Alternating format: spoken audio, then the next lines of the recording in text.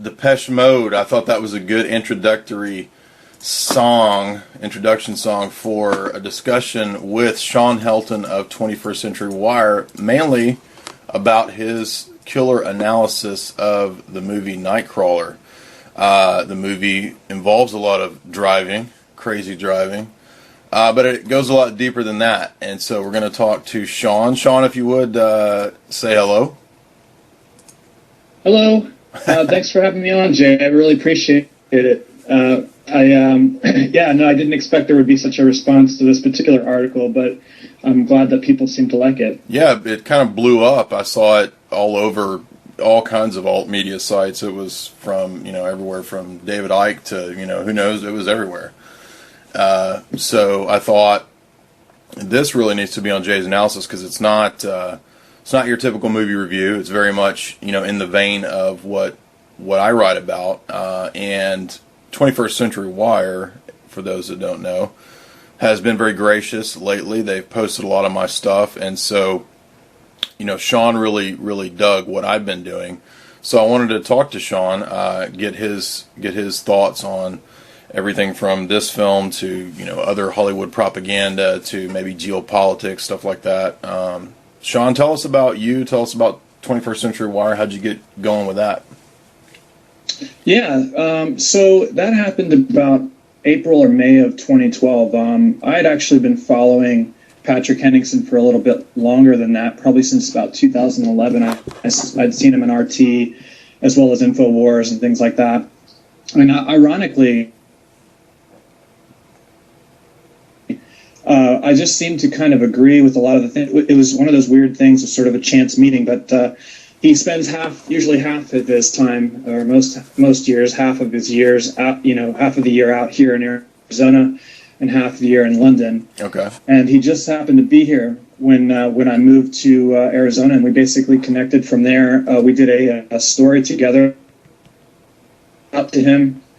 Didn't expect to hear a response, but we struck up a friendship, actually, on top of a working relationship. And then basically a story with him. It was a very controversial story about a Border Patrol agent named J.T. Reddy in 2012. And then we kind of rewrote those stories together for InfoWars. Oh, okay. Yeah, I remember when that was in the news. So what about you? Tell us a little bit about you. I know you like geopolitics, you like issues. I've seen you touch on philosophy here and there, so tell us about that. Sure. From my background, it's kind of a strange, just kind of a piecemeal background in terms of this kind of information, philosophical or what have you. I think the things that I'm most interested in is critical thinking, or, I appreciate that as well. And that drives me into areas like philosophy, but I'm also very much into forensic details of cases.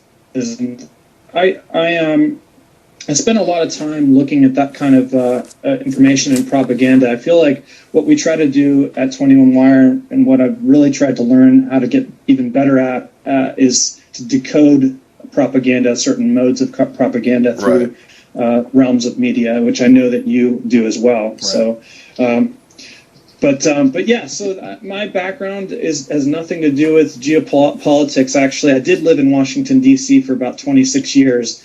Ironically, when I lived there, most people think, oh, you must have been in the hotbed of politics. Well, actually, I chose to ignore it most of the time. I was in a rock band. I was doing all sorts of other things and not thinking about the world.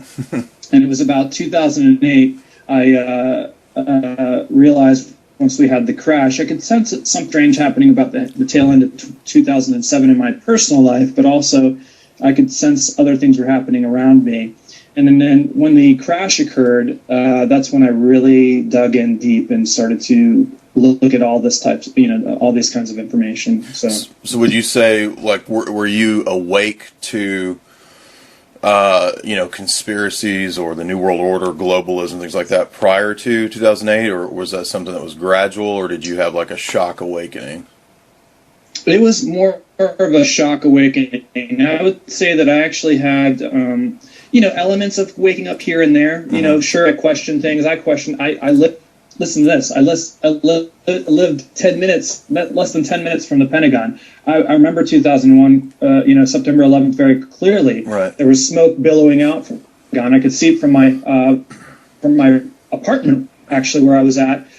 And when I saw the tapes then, I knew that wasn't a plane. But the thing is you still kind of fall back asleep because I didn't realize there was an alternative media at that time, or right. that there was a burgeoning alternative media already well underway on the internet. Right. Well, go ahead.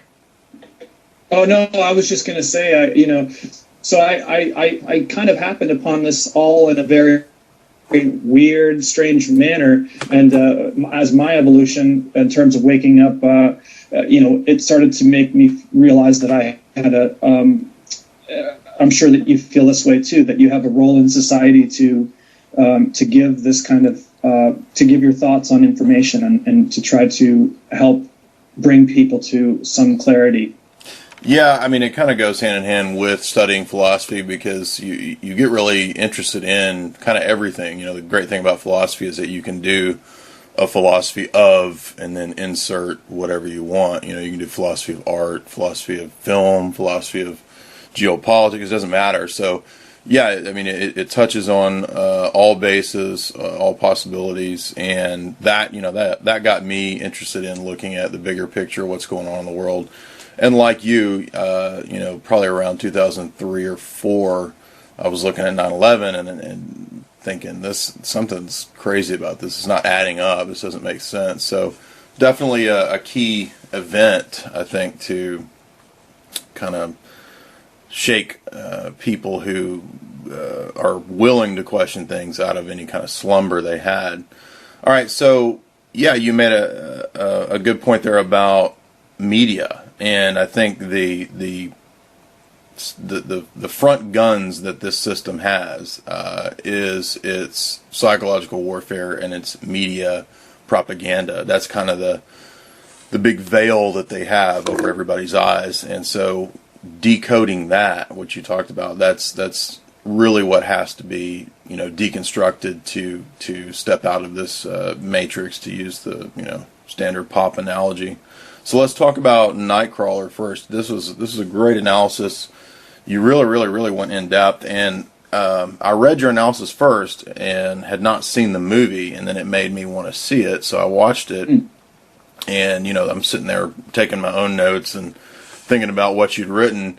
And let's talk about first. You talk about, you say the Hollywood thriller Nightcrawler takes you on a dark ride through the seedy streets of L.A. as death chasing video stringers hunt for the next story to sell. When you peel back the layers of the film's plot, you see a haunting vision of American media, pop culture, and hidden meaning. What stuck out to you first with this? The film got me kind of hooked right off the bat. As we see Lou Bloom, played by Jake Gyllenhaal, the main character, Lou Bloom, as a crime in progress. We're basically a witness in the whole film. And I kind of touched on that in the article, but that was an interesting way of filming by Dan Gilroy, I thought, was to film it as though we were passersby, or that we were sort of rubbernecking on this really dark, sort of treacherous Hollywood video stringer story. So for those who don't know what a video stringer is, just sort of freelance videographer for local news stations. That's just a term. They call them stringers or video stringers or night crawlers. That's where the title comes from. So I liked, right off the bat, I thought this was going to be a very unique film because we see a crime in progress. Lou is in a restricted industrial area, and he's sort of just scrapping for a bunch of stuff. He's sort of just a petty thief, nighttime thief, and is confronted by a guard. And it reminded me of so many different characters. Of course, you have the taxi driver. Of course, you have people like Christian Bale in American Psycho and things like that. But this movie was even more insidious in some ways. So I felt that that was sort of what got me hooked right off the bat, and then I started to realize there was some symbolism as the movie progressed. Yeah, I have a book written by a guy who does psychological warfare for the military, and he wrote actually a book on the TV show Psych. Well, he's the editor of it, and a bunch of different philosophers and psyops people have done the chapters in it. And there's a chapter on the levels of reality, or the dimensionality, if you will, of the viewer in his home or the viewer in the theater, as contrasted with the fictional reality that's in, whatever you're watching. And so I thought that it made me think of that article in that book, because it discusses the removal of the layer of the layer of fiction, or the where we suspend our suspend our beliefs as we go into suspend disbelief, as we go into the theater, and that vantage point that you're talking about, that it's shot from, where we feel like we are rubbernecking, like you said, at a crime scene or at a wreck on the side of the road. That started speaking to me, about how we live in this voyeuristic kind of society where everything is becoming filmed, everything is being recorded. Do you think, and you kind of touch on that in your article too, do you think that was intentional? You think we're supposed to feel like, this is maybe making a statement about, are we all becoming maybe Lou Blooms? Sure. Yeah. I think that there was something interesting that happened in that film where, I felt that there was almost, and maybe you saw this, I don't know, but I kind of caught this element of them sort of almost framing Lou Bloom, as this independent journalist, alternative media type, seemingly so, and that they touch on him in a way while kind of glorifying what he does, but also at the same time, it sort of almost was a weird, dark jab at those of us who are for information. And I found that to be true because, of course, they say he sort of hermetically teaches himself online, and then he's, he's sort of, kind of recounting all these sort of self-help slogans. Yeah, it's like he watched a bunch. I'm sorry, you're cutting out. Go ahead. Oh no, I'm sorry. You go ahead. I'm sorry. Well, it's when you cut out, I'm not sure if you're pausing or, or what, but that's it. I was thinking of that scene where he's telling Rene Russo, who's the news director at the local news, where he says, I had a lot of free time, and I read a lot online. So you get the idea. Maybe he watched a bunch of YouTube videos, and he was, but he's actually a clever guy. He's not an idiot. He figures out how all this works, and it's like you pointed out, he's a thief, right? So he's already, we already have this image of him as a criminal, right? So if you're doing maybe alternative media, well, you weren't successful enough to do real media, so you had to be a thief. You had to sell scrap metal, right? Right. The lowest dregs of society are the only people that would do alternative media, but they're kind of clever and they're crafty. Watch out. So he sells scrap metal, and then he goes to Rene Russo and kind of finesses his way there. Even though he's kind of weird, kind of I don't know what the word is. He seems a little repressed, and then he says I figured out how to do this. It's like he's, Tony Robbins is, right? The self-help guy. I thought that was funny. You mentioned that he repeats these, business slow. I've learned that a business model has to be low. Anyway, right. You talk about his metamorphosis. So he goes from this, kind of nerdy thief, and then he starts turning a little bit darker. Get into that. Where you made this connection with Robert Anton Wilson. Tell us about that. Sure. So, I think what led to this transformation, I think it was always probably, there was something in him that was probably driving that anyways, even without his knowledge. I found that the burning car scene where he sort of arrives when he's on the highway in the beginning, or fairly shortly after the beginning of the film, where he kind of comes to, it's basically a big shock to his psychological state. Mm-hmm. And he sees, some police officers, they're gathering, or they're trying to get a woman out of the car, a burning car, and he's just mesmerized by the scene. This is a horrific car wreck, but he's basically, he's not there to help. He doesn't stop his car because he wants to help this individual. He's voyeuristically engulfed in that moment. And I sort of saw this sort of possible Phoenix motif and maybe some occult type initiation going on there with that particular scene, because right after that, we see that his behavior becomes even more demonstrative in terms of his psychological state, in terms of his sociopathic tendencies. We see him delve further.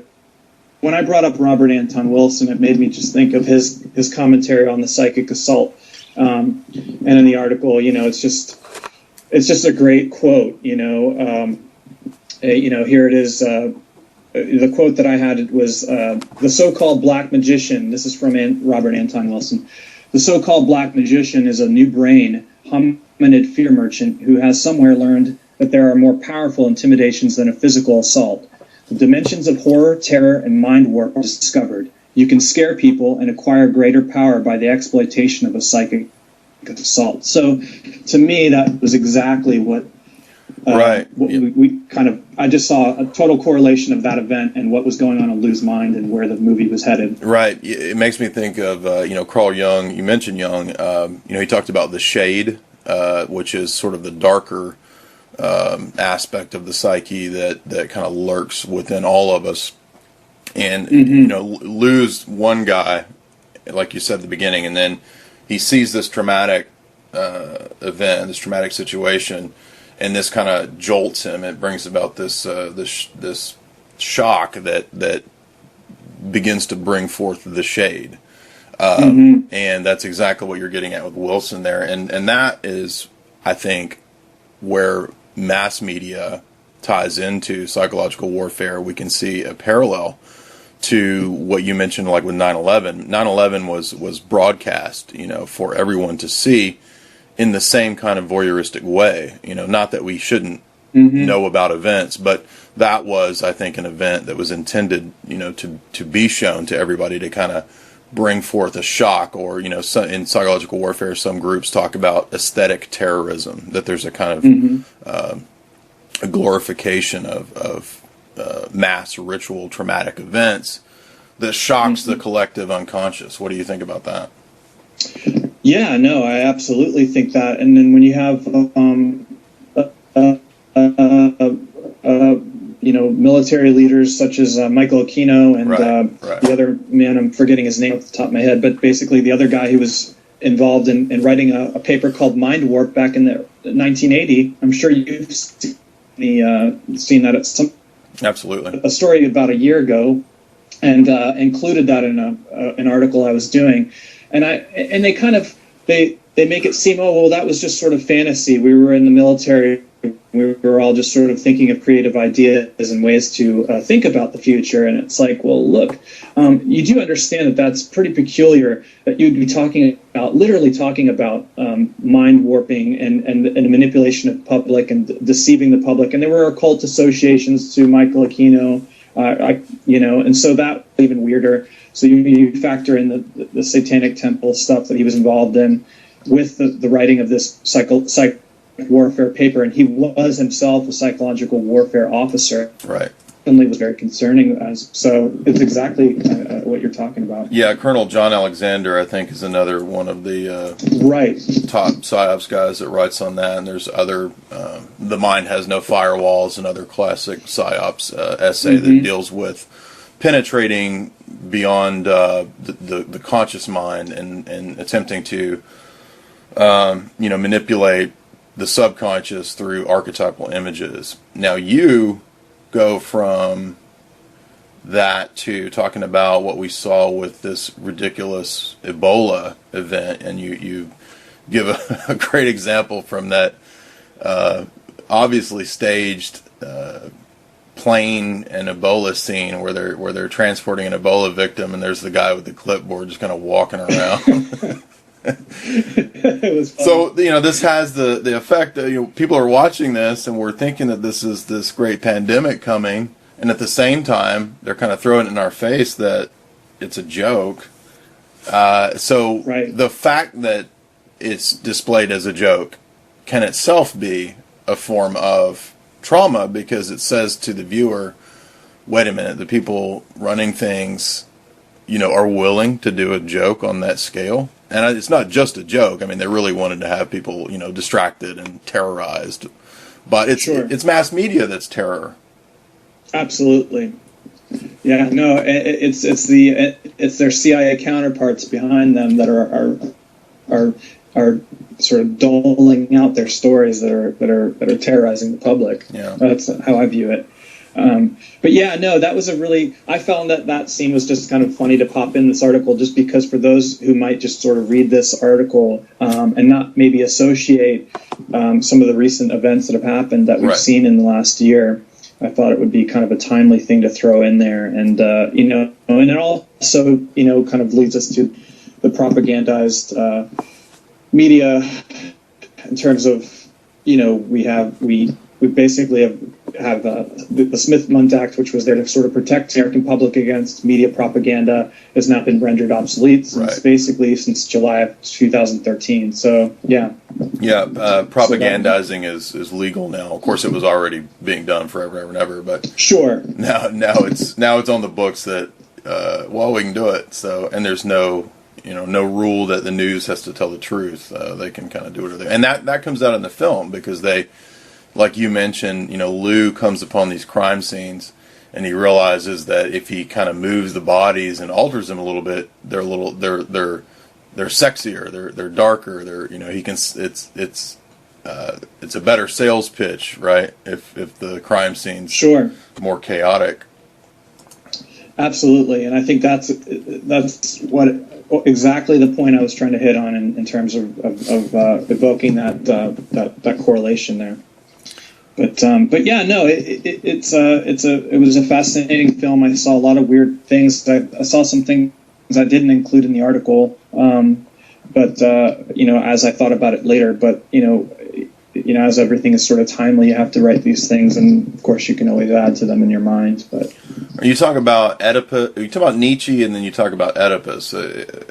Expand on that, if you would. Where did you see those connections? Sure.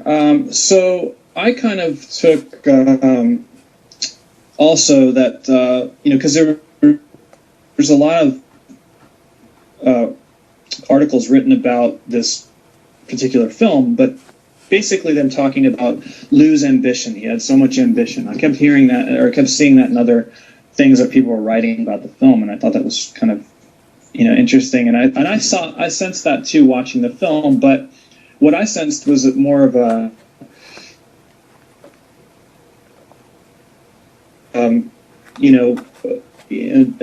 Dionysus connection, where it's sort of this, basically that there was, the horror, he's taking pleasure in this destruction, and almost sort of a conjuring of Carl Jung's Ouroboros symbology, research on that. It seemed to evoke a lot of this excess and just, chaotic sort of, and people presented the movie as a satire, but to me, this film was not a satire. This is absolutely what they do in the media world, and so to me, that was just sort of their funny. That was also the media's way of making it funny. Oh, isn't it funny? We're going to put all these these reviews that basically claim that it's this black satire, but in reality, I didn't see it as a satire. Maybe you did, but I didn't seem to see that at all.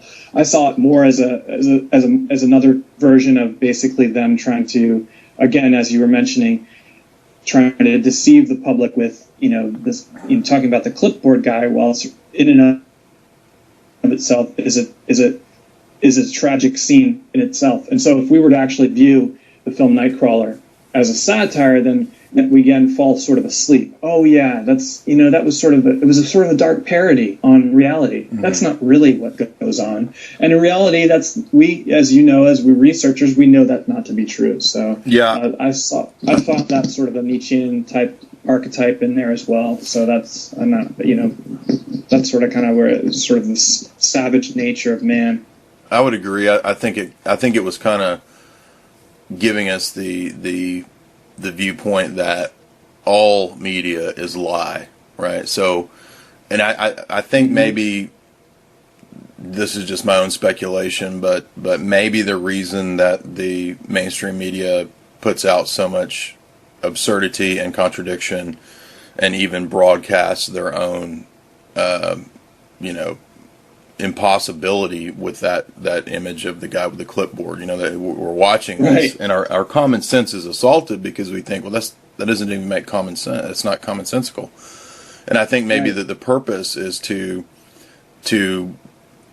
get everyone to think maybe, well, you can't even really know anything, right? I mean, if the news that's broadcast to everybody is false and everybody's falling for it, then people who might have a little bit more awareness are going to start thinking.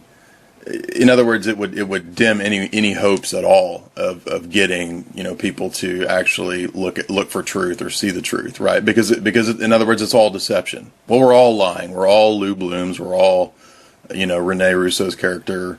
We're all making these stories, trying to craft them the way that we want. That's kind of the image I'm getting from a lot of this. What do you think about that? Yeah, it actually makes me think of your. I just listened to your apology philosophical examination today, actually, and it made me think of the part where you're talking about the epistemological viewpoint of the public and sort of taking this perception. Well, since Socrates and Plato, since these philosophers said that that it's such a hard time in knowing information, or that they didn't really know. They don't really know. They're sort of examining, but we don't know. And that sort of resonated with me because it's exactly what you're talking about here, is that, they deceive us so much that it makes it seem like as if there's no other. Well, we already know the media lies, and it's funny. I have people, and I'm sure you have people in your life that you can counter, and they'll say that, of course the media lies, of course politicians lie, right. But that gives them this. Somehow that almost gives them this like protective bubble. Like, right. Okay, I know they lie to me. And it's like, no.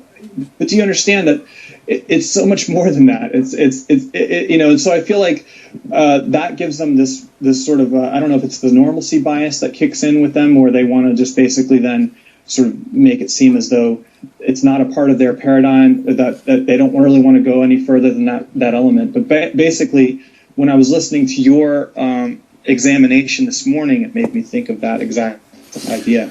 Yeah, I mean, most people take the apology to be Socrates defending complete and total relativism, that nothing can be known simply because he says, to the oracle says, you're the wisest man because you said that you don't know, right? So because you went out and examined and questioned, you're wiser than the craftsman or whoever that thinks that they know, because the craftsman, the artisan, whoever tends to model the rest of reality after what they do. So if a guy builds a ship, well, then the world's kind of like, well, it's like building a ship. You got to do this and this and this and that's.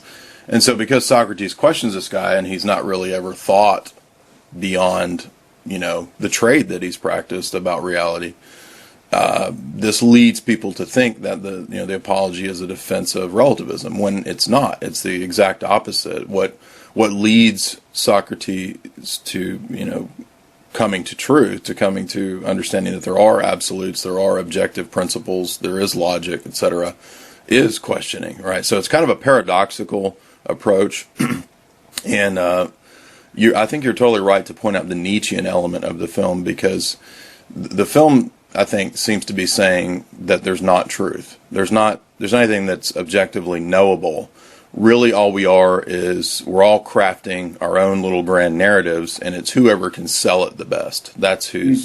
So it's not about what's actually objectively true. It makes me think of that Karl Rove quote that everybody knows about him saying to, the Washington Post or whoever, you'll continue writing your stories and analyzing what we do because you think that there's truth. We will actually make the truth. Oh yeah, I remember that. Yeah, exactly. It's a perfect example, and the fact that one just sort of accepts it. So in the political arena that we have to somehow. So.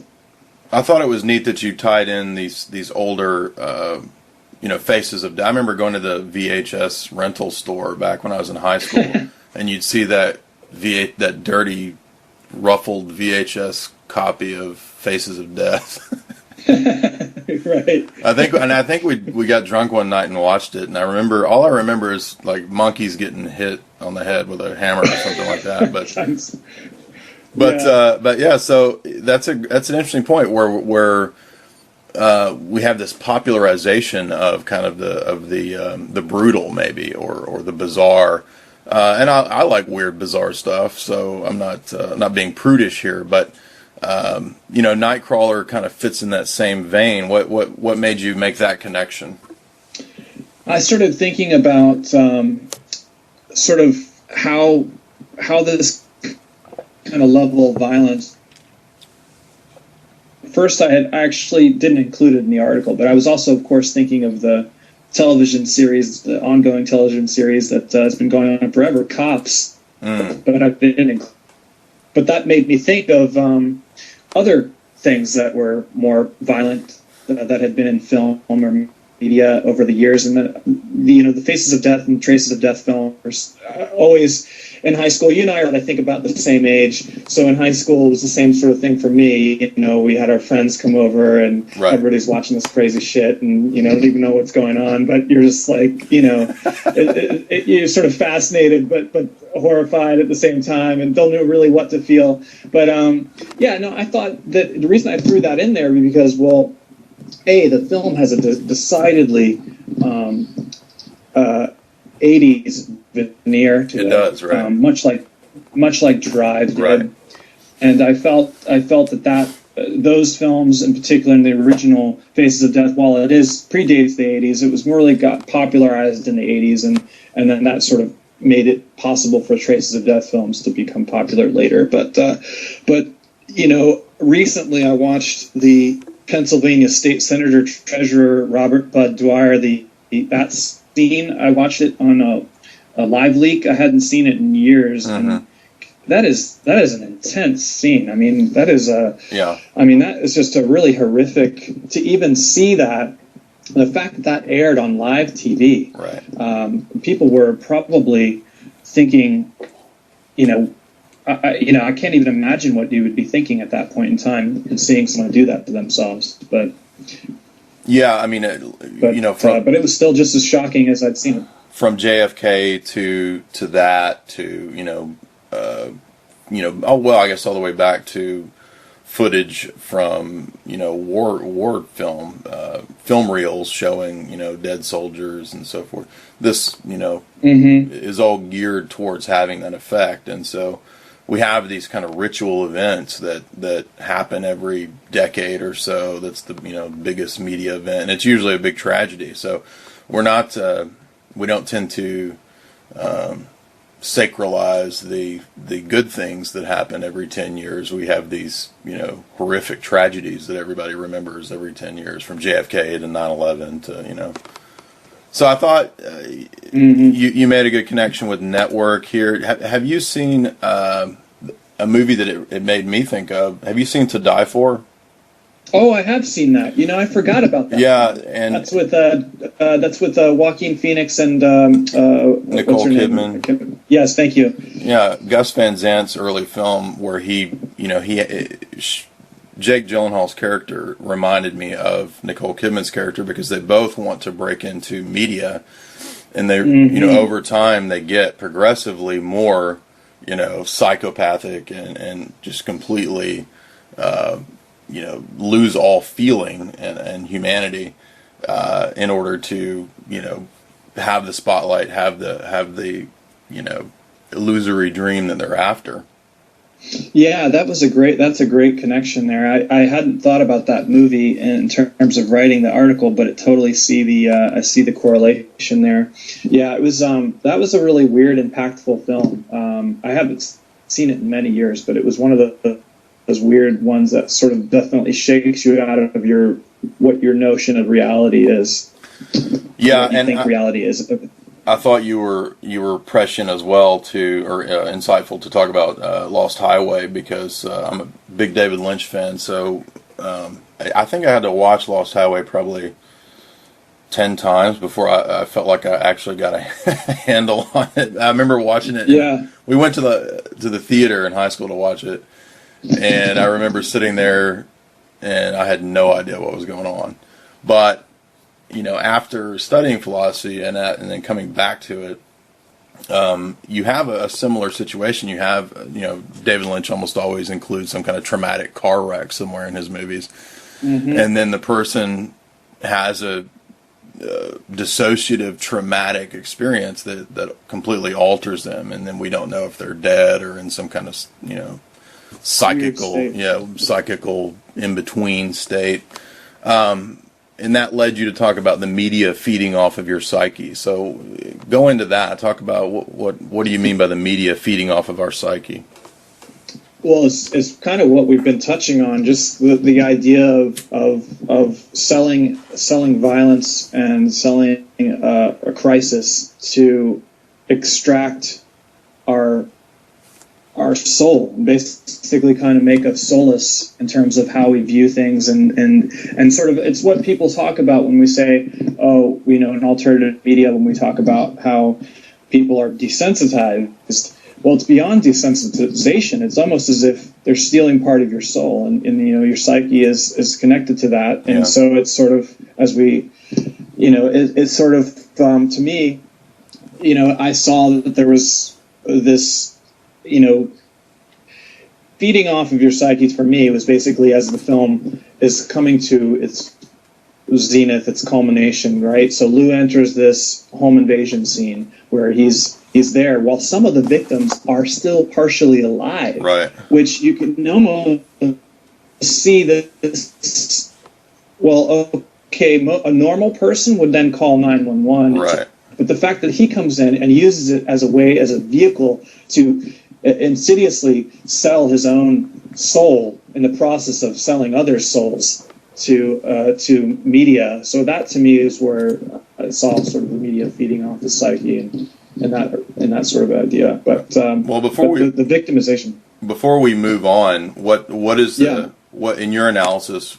What would be the point of that? Like, why would media want to feed off of the psyche? What's the purpose of that? What usefulness does that have?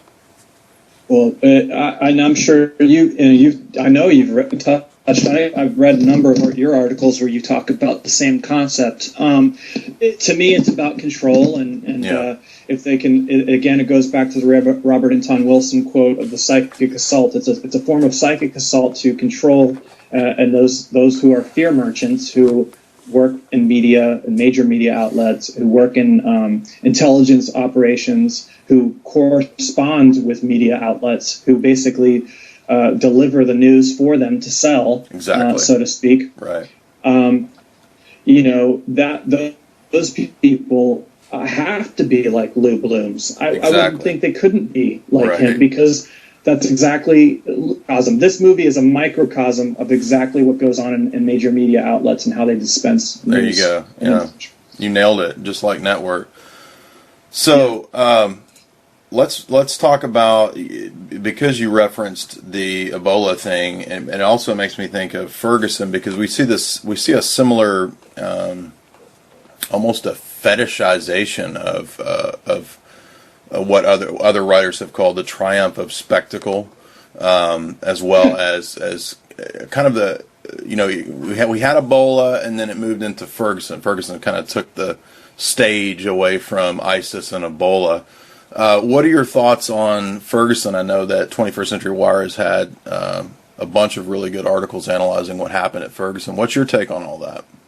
Yeah, so I've been traveling the last week and a half to, basically the last week and a half, 10 days. So I was helping Patrick sort of collect a bunch of information for a couple of basically the major timeline piece that we were doing about each sort of occurring in Ferguson following the grand jury result. So I haven't actually had a chance to write my own thoughts yet on it, but I do, growing up in Washington, D.C., people have this idea of it being this sort of, it's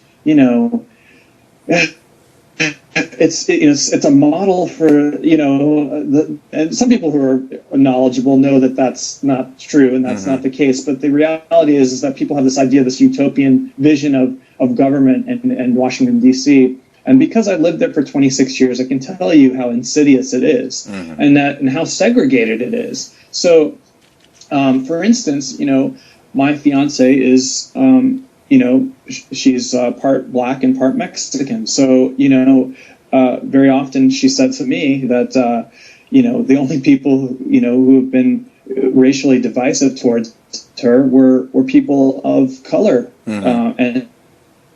And that generally she has not had a lot of those experiences who were not of Caucasians, sort of, but background. But the reason why I'm bringing that up is that people have this concept of this nature of these people being oppressed, and that we have to continue to live under this idea of people being enslaved, when in reality the whole story of slavery isn't being sold as entirely true either, because there were black slave owners, as we know. And I know I'm going into a long diatribe about this, but basically I'm trying to touch on those ideas because people seem to forget history, as you know. And so when we analyze this kind of information and we see this trickle-down effect that it's had in modern-day society, and the fact that, you have these out there, and I watched video after video, and I'm sure you did too, where it's like just, these people, they're not upset about the Michael Brown verdict. Right. They're going out there and taking advantage of the situation. They're burning their own place down. They're burning other people's buildings down and killing businesses, basically, they ran over that old man. There was an oxygen tank they took from him, and then they stole his car and they ran him over. I mean, that to me is just pure evil. Those people who are committing those are acts of terror. And if you really want to, if the DHS wants to write an article or a report on terrorizing individuals, why don't they do one on those individuals who are doing that in those communities, instead of coming after people who are about sovereignty and about some kind of constitutional right. That to me is very upsetting in this country, where certain people, because they've been persecuted or they feel that they've been persecuted throughout history, can basically have carte blanche and act however they want in the future. That to me is ridiculous. Yeah. I don't know how. I thought Patrick made a really good point along those same lines on Sunday's 21st Century Wire podcast, where he talked about previous so-called revolutions, where what you have is the mob mentality. The mob doesn't accomplish anything. All it does is accomplish destruction that then furthers the agenda of the establishment itself. So I mean, just going out and wrecking shit is not really doing anything. In fact, it's actually worse for the very people who are part of that mob mentality. It makes me think of the French Revolution. That's what happened in the French Revolution. The revolutionaries come to power, aided by foreign money, foreign government subversion, and the Committee for Public Safety is set up that ends up lopping off 30,000 people's heads. You know what I mean? Right. And that's sort of what the reason why I brought up the issue of race and sort of racial profiling when we first started talking about this was because growing up in DC, I didn't have a car for many years, so I had to walk everywhere. And I can tell you, there are many times I was either almost into some kind of altercation with somebody who felt disenfranchised about their particular place in society. and felt a need to then exact some sort of revenge against me because of the color of my skin. Mm-hmm. And to me, now that is something that was a reality I had to deal with daily. So the idea of Ferguson isn't that far removed from some of the things that go on in Washington, D.C., although it's slightly, at this point, a little bit more or a lot less violent, but they were the riots that took place many years ago there, that they did burn down many parts of the city there. Go ahead. Go ahead. Well, I was going to say, I see it as, something that the, people in the think tanks and the establishment, media, so forth, the present administration, they're very aware of this, and this is something that they use to polarize. They use this as a means of distracting and getting people focused on into divide and conquer tribalism type stuff, and then it's much easier to advance ultimately what I think is a kind of statist technocratic agenda where what we need is more police state, more surveillance cameras everywhere, and it never gets better. It always gets worse, right? Right. So, I think we had two different things that occurred in Ferguson. You have the attention that was brought to us in alternate media have been talking about for years, the over militarization of the police. Yeah. But that finally became part of the public lexicon. They finally started to see that. You saw regular, everyday people seeing that for the first time since that's already been happening for many years. So that was an interesting thing that took place in terms of people's awakening. But the other thing is, as every sort of government psyop does, they have it's multi-tiered, right? Mm-hmm. It has multiple elements to it. So it has you have the police state, a sort of idea that you were commenting on, an agenda there. But then they also know that by withholding, or when we heard about the National Guard, and of course they're going to just guard the federal places. That should have been for most people. They should have known that basically the government was going to protect its own interests and not the public's interests. So that was another educational lesson for the public there. But the reality that they were there, and they could have probably stopped the initial night of rioting and looting and all that other stuff. Right.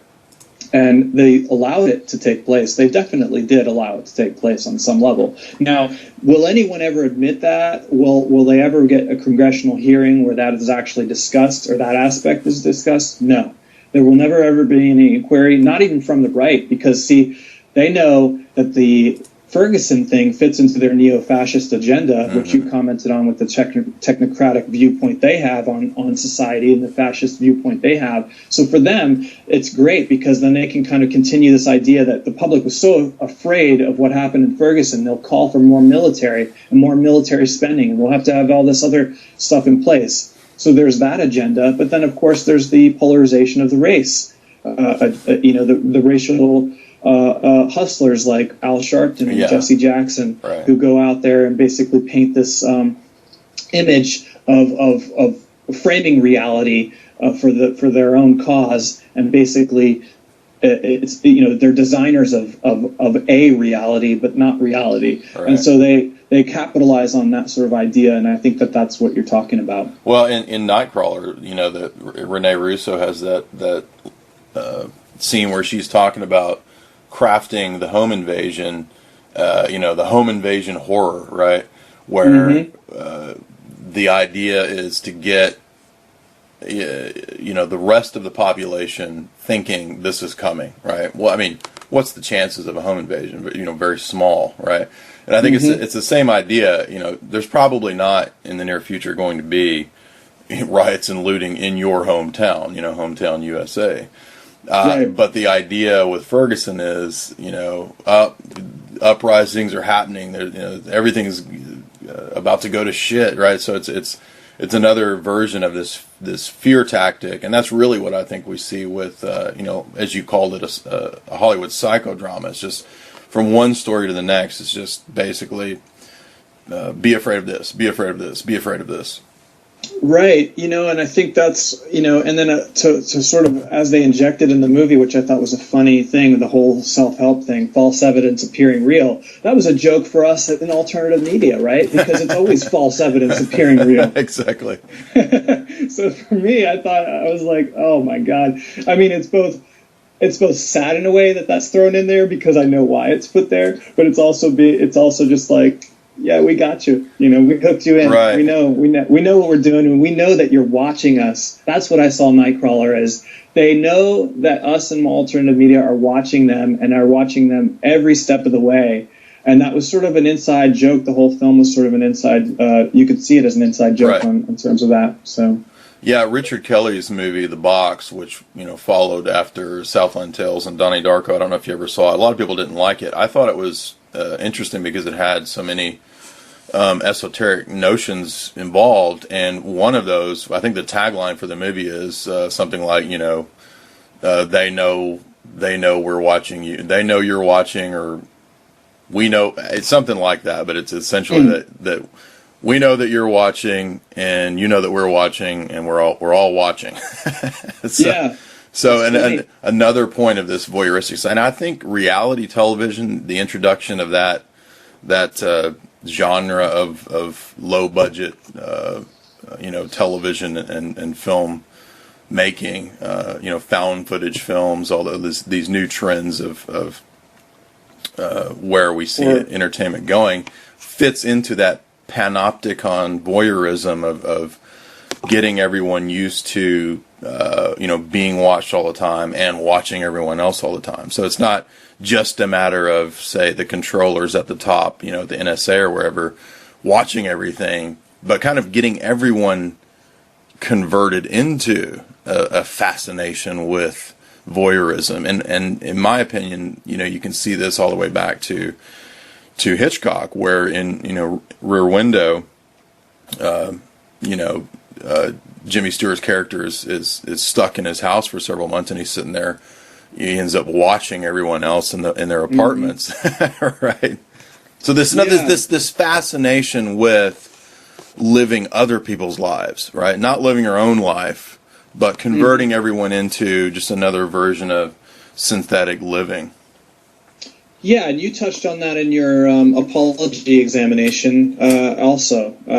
I think at one point where people kind of we're always sort of fighting. So those of us in alternative media, I had a very spiritual friend of mine who told me many years ago that he felt that I would be a watchman, in terms of watchman meaning from the Bible, which I thought I was really sort of like, I don't know. I don't even know how to take that comment. I don't even really know. That's just way too much. And this was many years before I even woke up to anything. But basically, I feel that those of us in alternative media are so close to the dark that we're always in danger of being enveloped by it too. Yeah, right. And so because it knows we exist and we know that it exists, it's just like that movie Oculus, right? You saw that horror movie Oculus? Yes. It's a lot like that where this element of that, it knows that but there's really not much you can do about, other than just what we've been doing is trying to get some sort of approximation of what we think reality might actually be for people, at least some sort of understanding of it. Right. Yeah.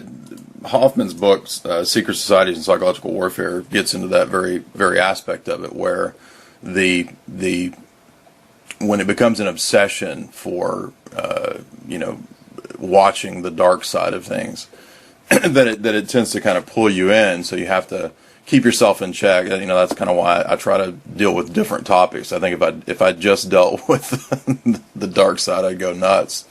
Yeah. So you have to kind of, I think, balance it out with otherwise you'll become a Lou Bloom, and Lou Blooms don't usually end well. You tend to when you get so egoistic and so self-absorbed, it ends in self-destruction. I think that's kind of where they want to take society as a whole is to self-destruction. If everybody can be completely atomized and obsessed with voyeuristically watching other people's lives, completely enveloped. You know, if you've ever seen that movie Videodrome, David Cronenberg. Oh yeah, film, that's a great film, same yeah. idea. Just be completely enveloped in the Videodrome. Yeah, you could see aspects of that. You could make the case for aspects of that certainly being a part of Nightcrawler as well. There were so many other things that I could have thrown into this analysis, but it would have been about, I don't know, 10,000 words probably. Right. A 30, 50, 100-page analysis of it. Yeah, I mean, at a certain point, if you write articles, you realize that, you know, if this is too long, nobody's going to read it. So, right. But I mean, yours was a great length. I think you did well treating, you know, all the major aspects of the film. Well, thank you so much for your recognition, and I appreciate all that you do, and I love your contributions to 21 Wire, because they're, you know, it's a breath of fresh air for Patrick and I too, because we can look at things a little differently too, and it kind of forces us to think about things in a different light too. So you add a lot to the conversation for us. So hopefully it keeps kind of growing all of our different media operations, you know, in terms of, you know, and that's where I feel like the difference between you or I and Patrick and a Lou Bloom is that we are offering something to the public. You see, he's not really offering anything other than his own exploitative ego. So that to me, I still learn so much from Patrick. I'm still learning so much working in this sort of aspect, writing articles. I'm still very new to it in a lot of ways. It's only been a couple of years. You know, I'm hard on myself. I'm extremely hard on myself because I try to get the content, you know, of whatever I'm putting out there. I try to be as accurate as possible. So sometimes I'm not as timely as I'd like to be. Maybe a day or two off from where I should have a release date of an article or something like that. But well, unless you're doing it full time, it's not easy to do that. So I know exactly what you mean. I've been doing this blog for about 4 years, and the first 2 years were, you know, just sporadic, and then, you know, getting more into it, trying to put out more material. It's not easy to do it if you've got a full-time job. Right. So I've published about, I think, over 200 articles in the last year and a half or so. So I've definitely, I'm doing a lot, but you know, still trying to do as much as, you know, there's not enough. I feel like if I had another brain, I could have that working on things while I'm doing other things, similar to Dr. Manhattan. Right.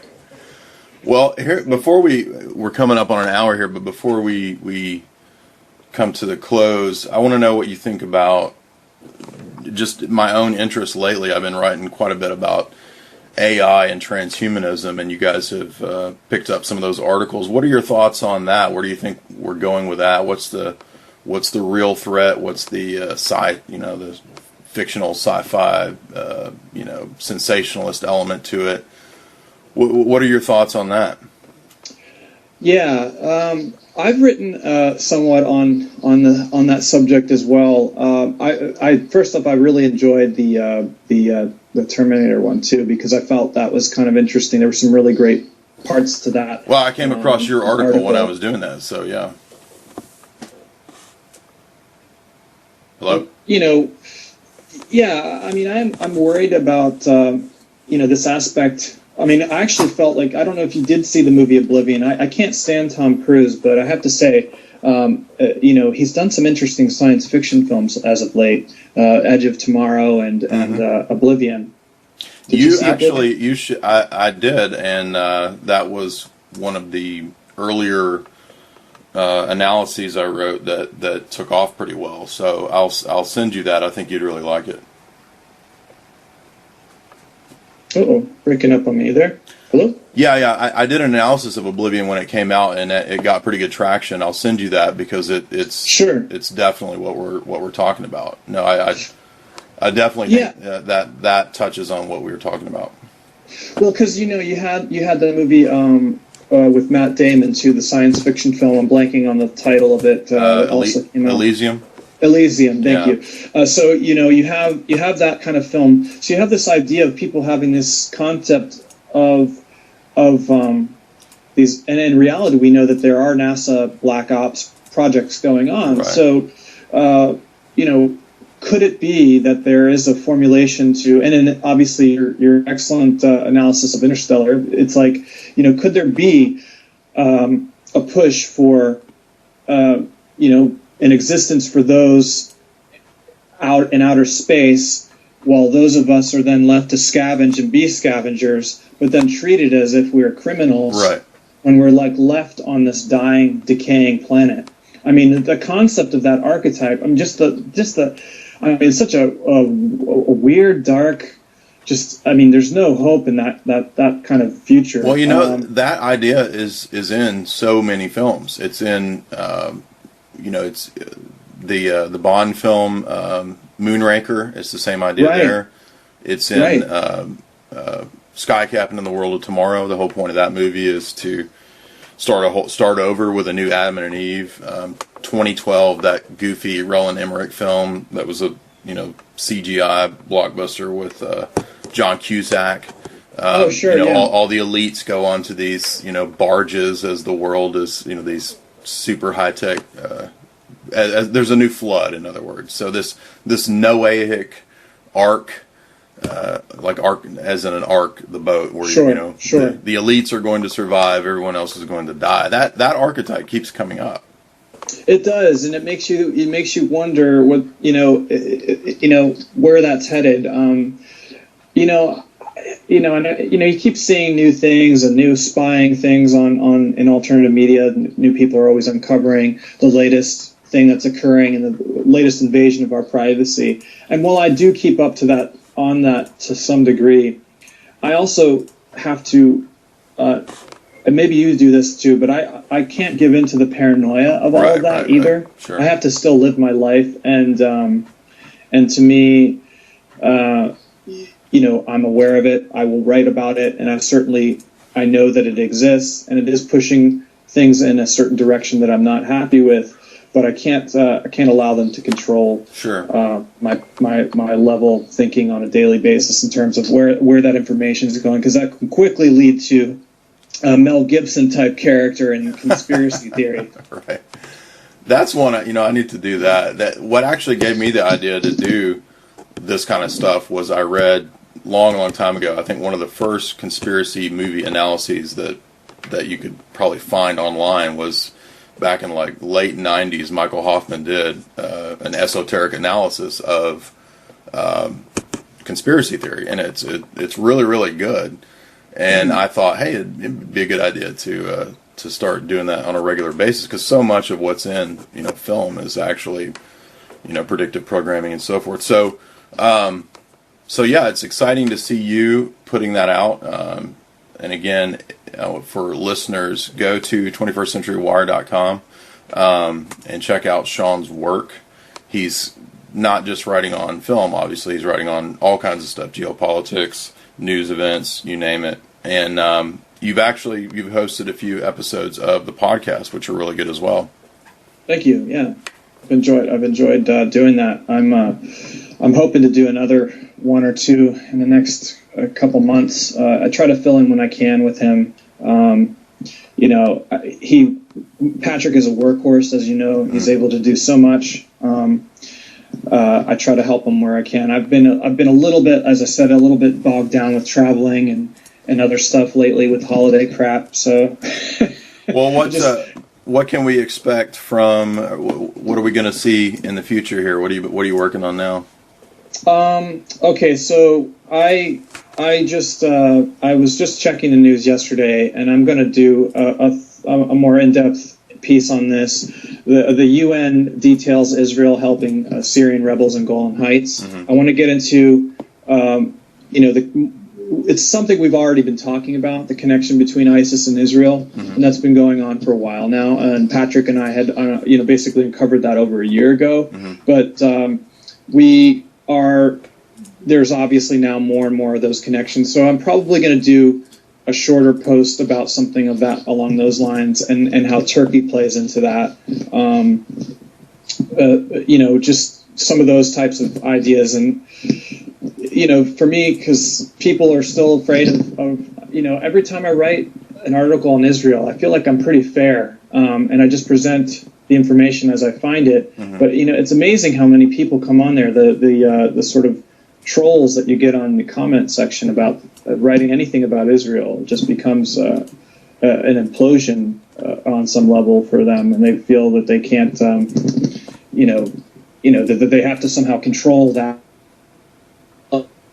conversation, or that's so basically I'm going to be doing a post on that. Right. That's kind of why I don't talk about it a lot, is because on the one hand, Raw Story attacked me and called me a Nazi, and then at the same, well, they didn't say that literally, but they said that I was racist or something like that. And then there's like 2 or 3 neo-Nazi sites that call me a Jew. They call it Jews analysis. So it's just funny to me that it's like whatever you write, you're gonna get attacked either way. So you might as well just not worry about it.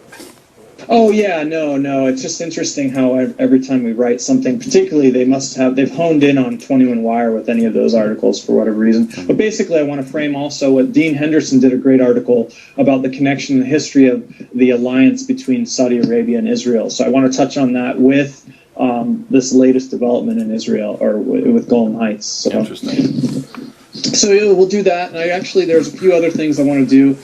In terms of pop culture stuff or film-related stuff. So I hope to have those up in the next few weeks or months. So well, tell us what it is. What movie are we looking at here? I want to go back because, I had been thinking about, I had done something initially with Looper a while ago, but that wasn't a real in-depth analysis. I wanted to go back and look at Looper again and actually really break it down on a much deeper level. I felt that was an interesting, impactful film that came out in the last year or two. So, and I've already written something, but then I was like, you know what, this needs to actually be a lot fuller. And that was when I was first starting to kind of do some writing, and I'd sort of done some exploratory. But really, Nightcrawler was my first actual film analysis. So. Well, it turned out good, and that's Sean Helton of 21stCenturyWire.com. So check out his work. Check out their site. A lot of good news there. I check it pretty much on a daily basis. And I want to thank you, Sean. Thank you, Jay. I really appreciate it. It was really good to talk to you today. Yeah, I hope we can talk again in the future. Yes, definitely. I will hopefully have you on. Maybe when I'm hosting sometime soon, we can have you on as a guest as well. So sounds good. Awesome. Yeah. Thanks.